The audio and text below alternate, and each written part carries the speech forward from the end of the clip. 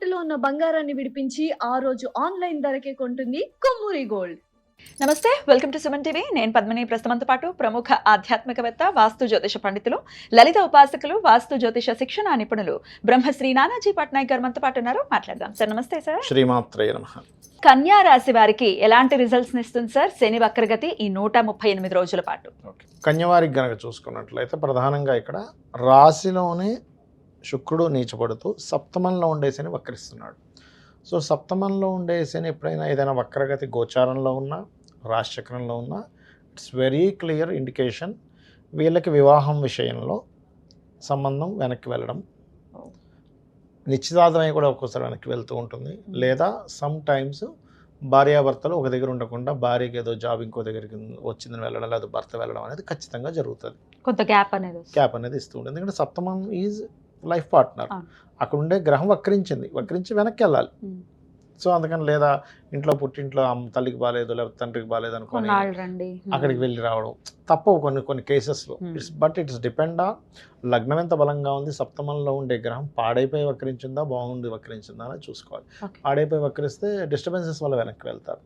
So ఇప్పుడు ఎప్పుడైతే లగ్నంలో శుక్రుడు ఉన్నాడో వీళ్ళు బ్యాంక్ ట్రాన్సాక్షన్స్, ఎందుకంటే సప్తమంలో ఉండేసని వక్రించి 6 వైపు వెళ్తున్నందుకు బ్యాంక్ లోన్స్ కానీ, బ్యాంక్ ట్రాన్సాక్షన్స్ కానీ, లాంగ్ జర్నీస్ వెళ్ళేటప్పుడు కానీ, మనీ మ్యాటర్స్, ఎందుకంటే సెకండ్ లార్డ్ వచ్చి లగ్నంలో వచ్చి నీచపడుతున్నాడుగా.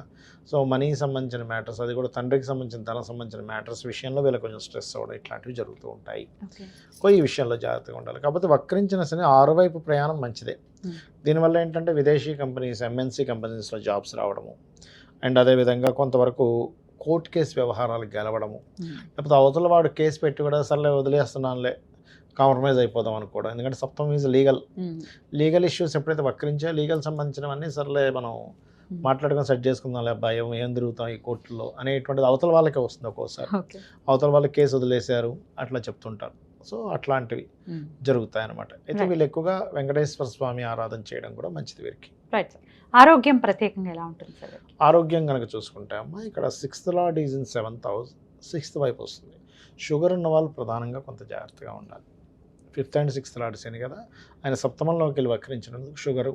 లేకపోతే ఒక్కోసారి ఎలా ఉంటుందంటే అంతా బాగానే ఉంది, డయాగ్నోస్ చేస్తే అంతుపట్టదు.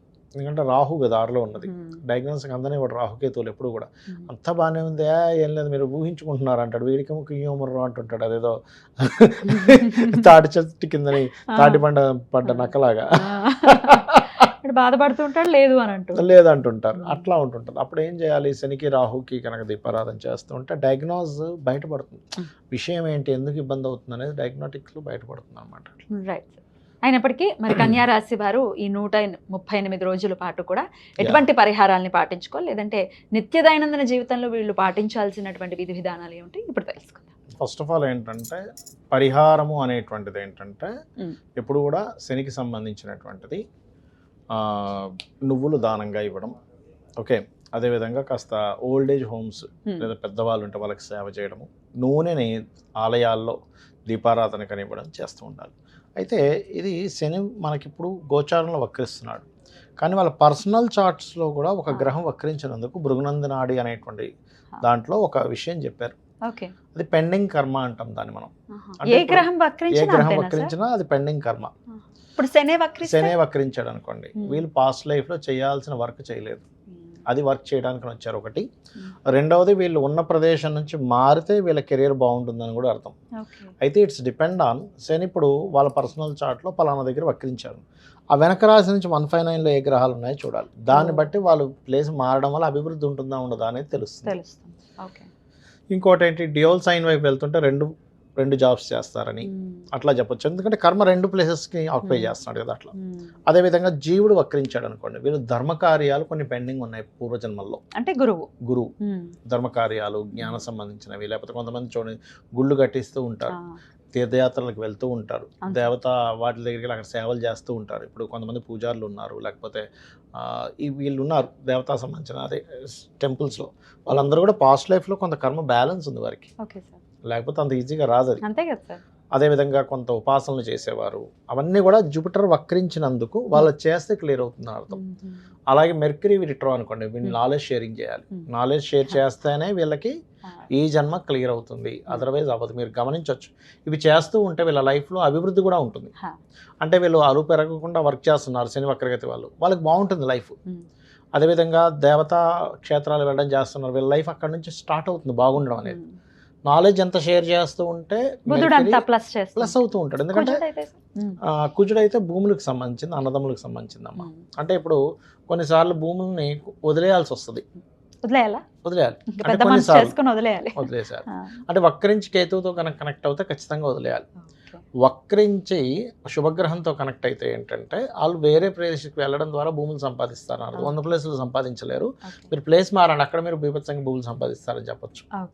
అలా అలాగే శుక్రుడు అనుకోండి, వీళ్ళకి జనరల్గా ఏమవుతుంది అంటే ఎవరికైనా శుక్రుడు వక్రించాడు అంటే వివాహం విషయంలో సంబంధాలు చూసేటప్పుడు దగ్గర దాకా వచ్చి మిస్ అవ్వడం ఖచ్చితంగా జరుగుతుంది. అందులో పర్టికులర్గా 7th హౌస్లో కనుక శుక్రుడు వక్రిస్తే ఇంకా ఖచ్చితంగా జరుగుతుంది.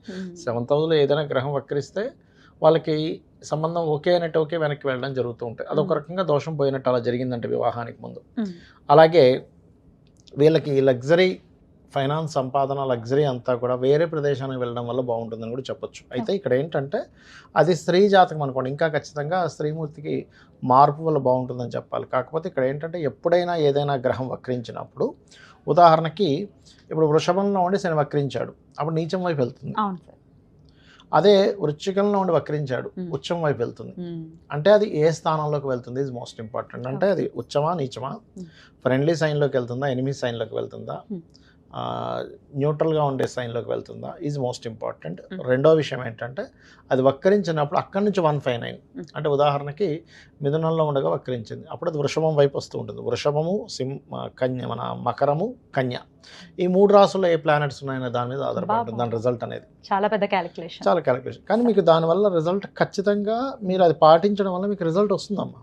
ఇప్పుడు ఒక వ్యక్తి వచ్చి అడిగాడు, ఏమంటే నేను ఇక్కడ చేయనా వేరే ప్రాంతానికి వెళ్ళి చేయనా, వక్రించి మంచి ప్లానెట్స్ అనుకోండి, ఖచ్చితంగా వాళ్ళు వేరే ప్రాంతానికి వెళ్ళడం ద్వారానే లైఫ్ బాగుంటుంది. ఇవన్నీ తెలుసుకోవాలంటే ఇట్లా నిష్ణాతుల దగ్గరికి వెళ్ళాల్సి ఉంటుంది. పర్సనల్ చార్ట్ చూసుకోవాలి. బట్ ఇన్ జనరల్ గా మేము రెమెడీస్ చేసుకోవాలనుకుంటున్నాం, మాకు భయంగా ఉంది, చాలా లాంగ్ పీరియడ్ కాబట్టి, మరి శని అనుగ్రహం కోసం ఎటువంటి రెమెడీస్ చేయమంటారు? ఫస్ట్ ఆఫ్ ఆల్ ఇక్కడ రెమెడీస్ అయితే శని అనుగ్రహం కోసం అయితే నేను చెప్పినట్టుగా ఇందాక నేను చెప్పినట్టుగా నువ్వులు దానంగా ఇవ్వడం, ఆయిల్ దానంగా ఇవ్వడం, ఎక్కువ బద్దకించకుండా పోస్ట్ పోన్ చేయకుండా వర్క్స్ కంప్లీట్ చేయడం, ఇవి ఖచ్చితంగా చేయాలి.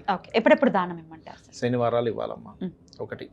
రెండవది శని వక్రగతి ఉంది అంటే ఫస్ట్ ఆఫ్ ఆల్ వాళ్ళు అర్థం చేసుకోవాల్సింది, వాళ్ళ కిందన పనిచేసే వాళ్ళని ఎక్కడా కూడా హీనంగా చేయకూడదు. ఎందుకంటే వాళ్ళకి సేవ చేయడానికి పుట్టాడు ఈయన. మళ్ళీ సమ్ వర్క్, ఇంకా పోయిన జన్మలో మనకు మంచి జాబ్ ఇచ్చాడు బాస్, కానీ మనం ఏదో తూతూ మంత్రంలా చేసి వెళ్ళిపోతున్నాం, అదంతా కూడా పెండింగ్ వర్క్, మళ్ళీ పెండింగ్ కర్మ. ఇప్పుడు అనుకుంటా ఏముందిలే బాస్ చూడట్లేదు, ఇక్కడ సీసీ క్యామ్స్ లేవు, మనం వాడిందే ఆడ పాడిందే పాట అనుకుంటే కాదు, అది ఎవ్రీథింగ్ ఈజ్ కౌంట్స్. ప్రతిదీ మీకు చూసేవాడు ఒకడు ఉన్నాడు, ఒకటేంటి 5 ఉన్నారు, 5 కెమెరాలు పెట్టాడు ఆ ఒక్కడు. ఆ ఒక్కడు 5 కెమెరాలు పెట్టాడు అనమాట. సూర్యుడు, చంద్రుడు, కంటి దగ్గర ఉండే దేవతలు, చెవుల దగ్గర ఉండే దేవతలు అని కొంతమంది ఉంటారు. వీళ్ళందరూ కలిసి 5 రికార్డులు ఒకటే అయి ఉండాలి. మళ్ళీ రాసి వీడియోలు తీసి పెడతారు అనమాట.